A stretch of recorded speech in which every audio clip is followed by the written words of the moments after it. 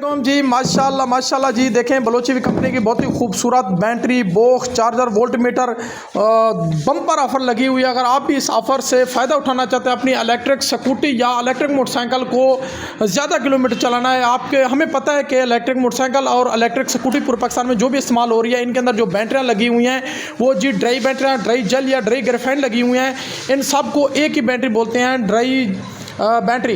तो अगर आप ड्राई बैटरी को 1 माह 3-4 मंथ के लिए अगर आप चार्ज डिस्चार्ज ना करें तो इसकी बैटरी के सेल गए।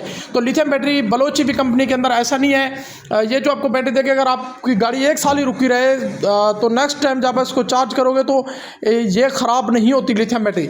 ये देखिए पार्सलिंग जा रहे हैं। इंशाल्लाह आप अपनी अगर स्कूटी में या इलेक्ट्रिक मोटरसाइकिल में लगाना चाहते हो तो आप रब्ता करें। इंशाल्लाह 0336 390 1135 पर रब्ता करें, आपको बैटरी भेज देंगे जी।